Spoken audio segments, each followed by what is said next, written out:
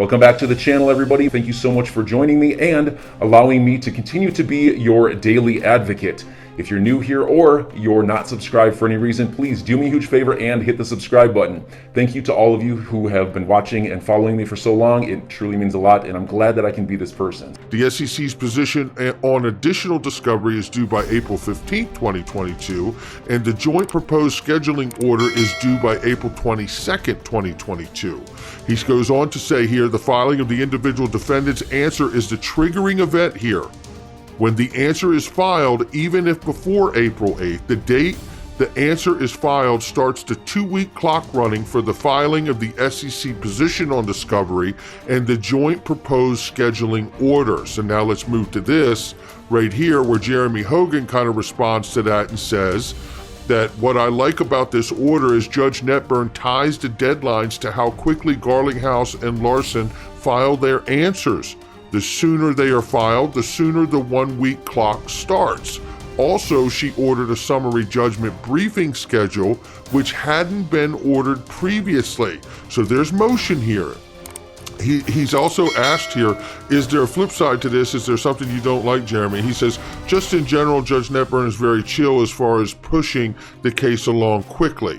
So you have that. And then here he says the parties are supposed to lay out a time frame for summary judgment briefs to be filed and finalized. Once those briefs are submitted, the case could be decided in theory at any time. So there you have that. Why can't we get a ruling on the 63 emails? Jeremy Hogan says it's coming. So pay attention, head on a swivel out here. And this very quickly here, the individual defendants have filed a motion for extension of time until April 8th to file their answers to the SEC's first amended complaint.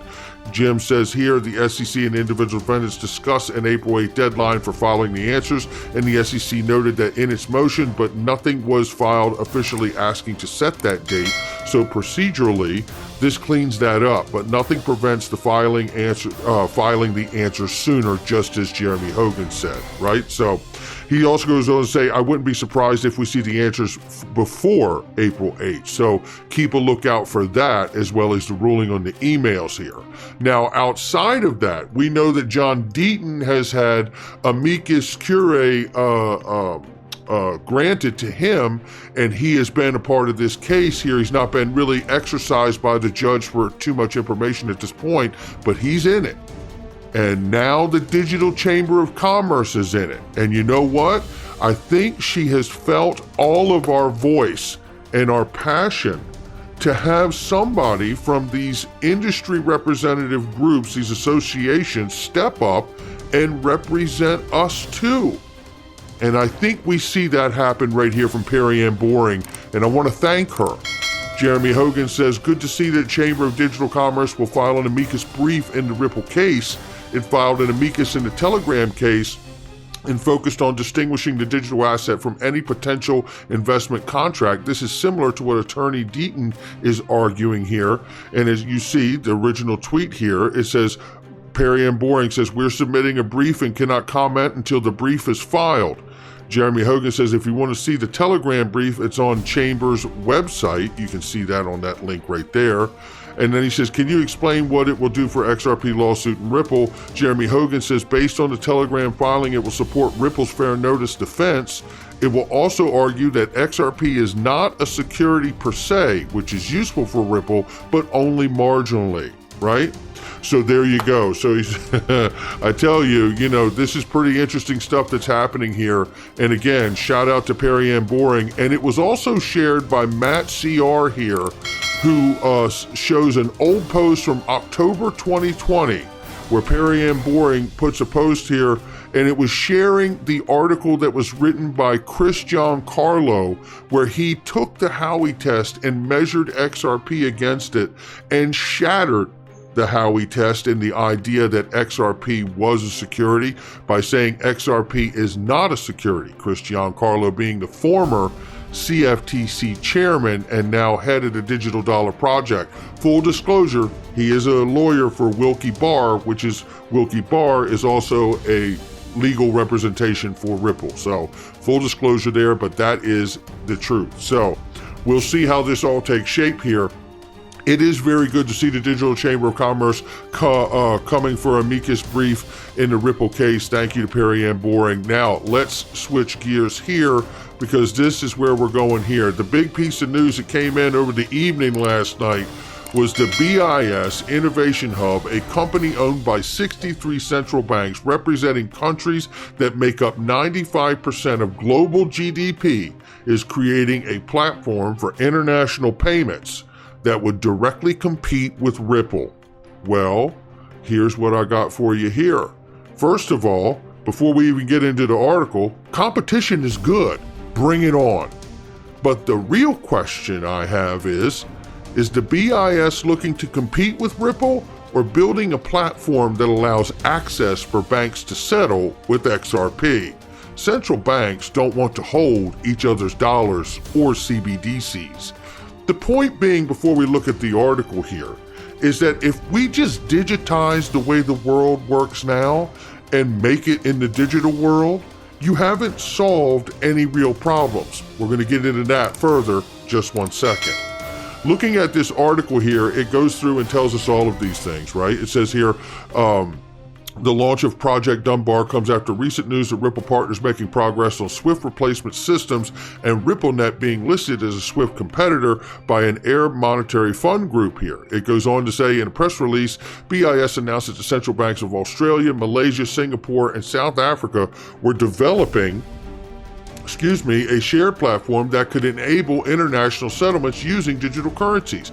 The aim of the project is to facilitate direct use, it says, of cross-border transactions between financial institutions in different currencies in a cheap and efficient manner. Project Dunbar, much like Ripple, aims to replace the old, slow, and expensive correspondent banking model of the international transactions that is reliant upon financial institutions holding foreign currencies and often requires single payments to pass through multiple institutions before it is settled. Under Project Dunbar, there will be no need to rely on intermediaries holding foreign currency reserves, thereby decreasing the cost and time required for cross-border transactions. It says here, Project Dunbar, focusing on international settlement using multi-CBDCs, therefore seems to be directly aligning itself with the institutional backing against Ripple-aligned players like the Clearinghouse, whose real-time payment service is designed to facilitate transactions within the digital on-the-go way we live and work today. Multi-prototypes are ready. The BIS said they have successfully developed 2 prototypes for their common international settlement platform, Corda being one and Partior being the other. So now, let's understand this, okay? This is an example of the demo from R3 doing exactly that, making cross-border transactions in Project Dunbar. Take a look at this very quickly here. Hey everyone, my name is Austin Appleby. I do digital currency product strategy at R3, and I want to open this demo by saying we are incredibly excited to be part of Project Dunbar. Project Dunbar is a BIS-led cross-border payments initiative using central bank digital currencies on a single platform with participation from the Reserve Bank of Australia, Bank Negara Malaysia, Monetary Authority of Singapore, and the South African Reserve Bank. Now let's explore how we can achieve this using R3's sandbox for digital currencies. Now in the sandbox, we see 4 central banks operated by the RBA, SARB, MAS, and BNM. In each of these jurisdictions, we have an additional 2 commercial banks. Here we're looking at Bank 1 in Singapore and Bank 2 in Malaysia. Now this Malaysian commercial bank is holding 10 million digital Malaysian ringgits, and our Bank 1 in Singapore is holding 10 million Singaporean dollars and 10 million digital Australian dollars. So what we're going to do is initiate a transaction between Bank 1 in Singapore and Bank 2 in Malaysia in digital Australian dollars. Now what we're going to need to do then is bring in sponsoring banks in Australia to provide oversight for the cross-border transaction happening here. Now keep in mind, these sponsor banks cannot initiate or receive cross-border transactions on the behalf of the sender and receiver. So let's get started here. We'll select our digital Australian dollar. We'll select our participant here, as I mentioned, Bank 2 in Malaysia. And we'll begin our sponsor bank selecting process. So here we'll select Bank 1 as the sending sponsor bank, and we'll select Bank 2 in Australia for the receiving sponsor bank. Next, we'll select our exchange rate. We're going to keep this in digital Australian dollars. However, if we were to say transfer to ringgits and bring in an FX leg of this transaction, we can see there's actually an Oracle node on the network that's bringing in real-time market data and providing us with a live FX rate. But we're going to go back to our digital Australian dollars and continue with that one-to-one. Next, we'll enter an amount. Here we'll select, say, 1 million, and we'll send that transfer right through. Looks like it was successful, and it looks like our treasury is updated appropriately. Jumping back into Bank 2 in Malaysia, we'll also see the counter of that in $1 million digital Australian dollars in our new treasury. So that's an example of a cross-border transaction. Thank you and have a wonderful day. Hey everyone, my name's Austin Apple. Very quickly here, I just want to show you, so we're very clear on this, right? Powered by Corda. That's what we're talking about here. Now let me go ahead and bring this home for everybody, right, who's freaking out right now. This is a diagram that I want to share with you right now from Extreme Rich People. Shout out to him on Twitter, give him a follow. This diagram really says it the way we've been pounding the ground here. Corda was just used.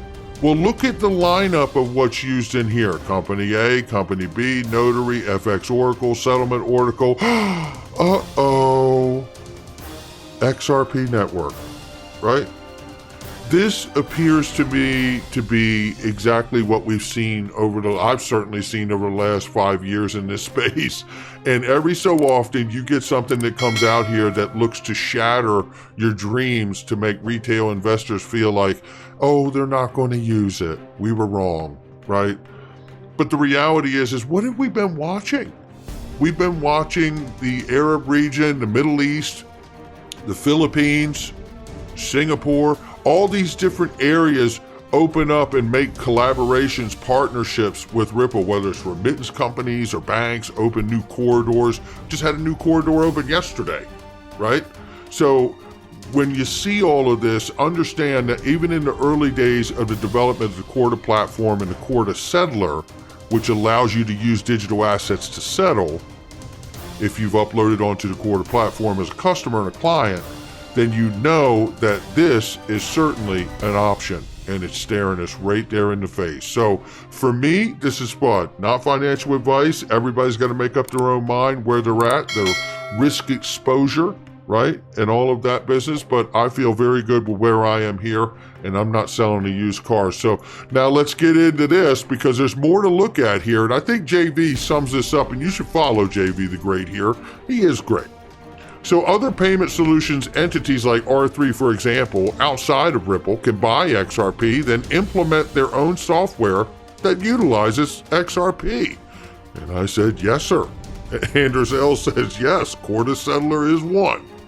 Now let's take a look at this, because this is Jerome Powell discussing central bank digital dollars and digital US dollar. In fact, it's coming. There's no going back. Listen to what he says about it, because it actually makes me feel a little positive about where we could be going with the digital dollar. So enjoy your day, everybody. I'm always here for you. Leave any comments or questions below, and be sure to subscribe. But thanks, everybody. I really appreciate you. Enjoy your day, and I always have your back. So thanks so much, everybody.